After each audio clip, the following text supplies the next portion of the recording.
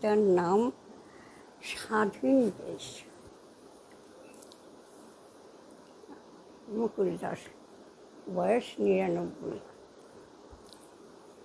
১৯৪৭ সাল ১৫ই আগস্ট ভারত পরাধীনতার শৃঙ্খল থেকে মুক্ত হলো। লক্ষ লক্ষ জীবন বলিদানে দেশ স্বাধীন হলো। স্বাধীনতা দিবসকে সামনে রেখে স্বরচিত কবিতা শোনালেন ৯৯ বছর বয়সী মুকুল দাস। শিলিগুড়ি হায়দারপাড়া শরৎপল্লীর বাসিন্দা ৯৯ বছর বয়সে এসে মুকুল দেশের স্বাধীনতা নিয়ে কবিতা লিখে অবাক করলেন সকলকে। তার কবিতার নাম স্বাধীন দেশ। স্বাধীনতা দিবসের আগে তার এই কবিতা সকলের সামনে তুলে ধরেছেন তিনি। ইংরেজ জমানার শোষণ এবং দেশভাগের গল্প মুকুলের চোখে আজও ভাসে। সেই অভিজ্ঞতার কথাগুলোই মুকুলের কবিতায় ফুটে উঠেছে।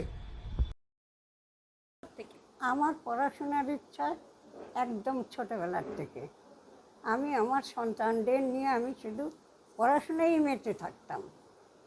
আমার ৮জন সন্তান, প্রত্যেককেই কেউ ডাক্তার, একজন বিজ্ঞানী, তারপরে মেয়েরা সবাই মানে MA/MSc পাস, সকলে সব মেয়ে। সবসময় আমার স্বামী একজন এগ্রিকালচার এক্সটেনশন অফিসার ছিল।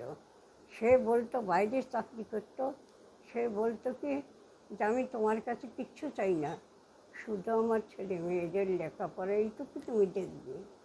এর মধ্যেও গান বাজনা করেছি, মেয়েদের লেখাপড়ার মধ্যেও নাচ গান নাটক এগুলোও করিয়েছি।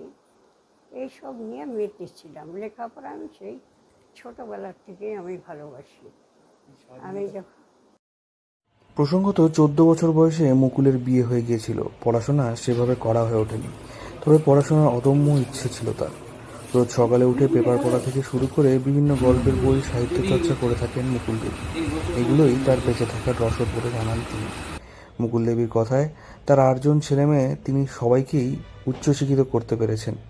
তার অনেক পড়াশোনার ইচ্ছে ছিল, কিন্তু করা হয়ে ওঠেনি। তবে তিনি বই পড়া কিন্তু একেবারেই ছাড়েননি।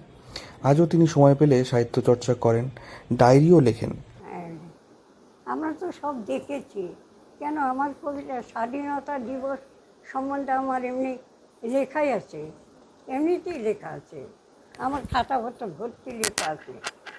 কীভাবে দেশ স্বাধীন হলো সেগুলো সব আমরা দেখেছি। কীভাবে আমরা পালিয়ে এসেছি সেগুলো দেখেছি। সেগুলো কত কষ্ট করে পালিয়ে এসেছি সেটা কেউ জানে না। পেটে ভাত নাই, বস্ত্র নাই, ছেঁড়া কাপড়,